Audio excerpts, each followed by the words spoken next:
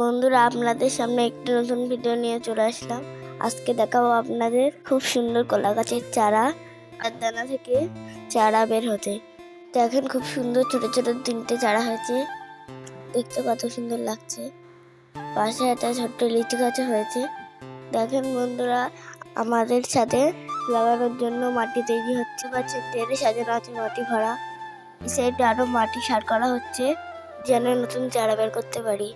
শীতের চারা লাগাবো তাই পুরো ছাদ ফাঁকা করা হয়েছে।